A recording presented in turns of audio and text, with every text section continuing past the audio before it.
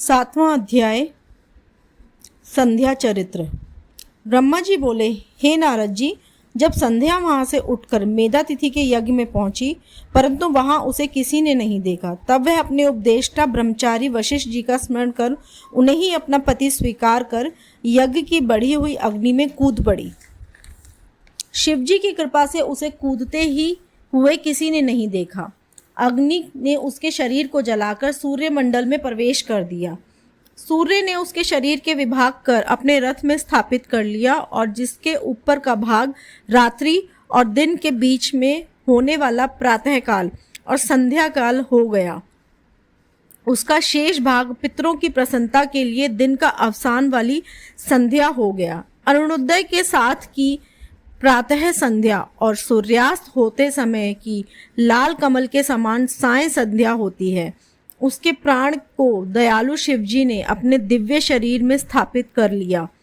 ऊपर जब यज्ञ की समाप्ति हुई तो ऋषियों ने तप्त सुवर्ण के समान कांति वाली उस कन्या को अग्नि में पड़ा देखा। उसे मेघातिथि ने प्रसन्नता से यज्ञ के लिए विधिवत स्नान कर भली प्रकार गोद में रख लिया और उसका नाम अरुंधति रखा। शिष्य सहित उसका अपने आश्रम में पालन करने लगे। जब वह 5 वर्ष की हुई तो ब्रह्मा विष्णु महेश ने आकर ब्रह्मपुत्र वशिष्ठ के साथ उसका विवाह कर दिया।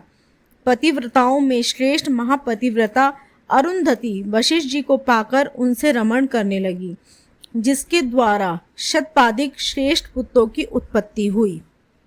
इति 7वां अध्याय संपूर्ण। 8वां अध्याय ब्रह्मा का कामदेव को वरदान। सूत जी बोले, हे ऋषियों, जब इस प्रकार प्रजापति ब्रह्मा जी ने कहा तब उनके वचनों को सुनकर नारद जी आनंद मग्न होते हुए बोले, हे ब्राह्मण, आपको धन्यवाद है, आपने इस दिव्य कथा को मुझे सुनाया है। हे धर्मज्ञ, अब आप मुझे यह बतलाइए कि इसके आगे संध्या ने और क्या तप किया।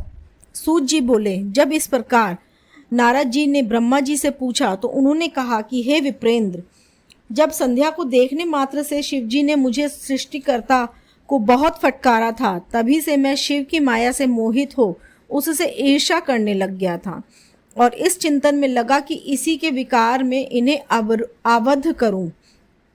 तब रति और मदन को देखकर मैं थोड़ा मदयुक्त हुआ। दक्षादि अपने पुत्रों के पास गया और उनसे बोला कि दक्ष और मरीच्यादि अपने पुत्रों से कहा, तुमको ज्ञात है कि स्त्री को देखने मात्र से शिवजी ने मुझे बहुत धिक्कारा था, जिसके दुख से मैं आज भी दुखी हूँ। अतः जैसे भी हो महादेव स्त्री ग्रहण कर लें, तभी मुझे शांति आवेगी। नारद, मैं अपने पुत्रों को ऐसा कह ही रहा था कि उसी समय रति सहित कामदेव वहां आ पहुंचे। तब मैंने उसकी भी बहुत प्रशंसा कर कहा कि वत्स, अब तुम जगत के हित के लिए शिवजी को मोहित करो, तुम्हारे सिवा दूसरा उन्हें मोहित नहीं कर सकता।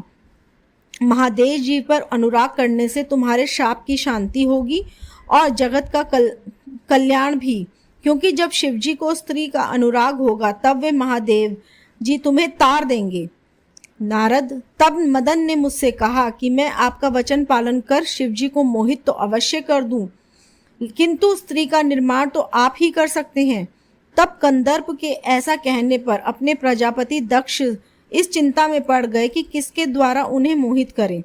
फिर तो चिंताग्रस्त मेरी और उनकी श्वासों से जो सुरभित वायु निकली, उसके शुभ पुष्प समूहों से भूषित बसंत उत्पन्न कर दिया, जिसकी पुष्पित कमल कांति पुष्पित ताम्रस से नेत्र, संध्या के उदित चंद्रखंड सा मुख और सुंदर नासिका थी।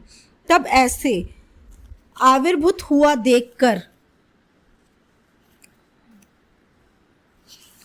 मैं हिरण्य गर्भ मदन से कोमल वचनों से कहा कि हे मनमत, तुम सर्वदा काम के सहचर हो, तब देवता तुम्हारी अनुकूलता करेंगे।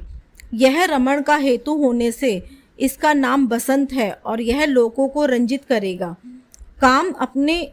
तुम अपने इन बसंत आदि सहचरों सहित रति को लेकर शिवजी को मोहित करने का उपयोग करो। फिर सपत्नीक काम ने प्रसन्न हो मेरे चरणों में प्रणाम किया और शिव के स्थान को चला गया।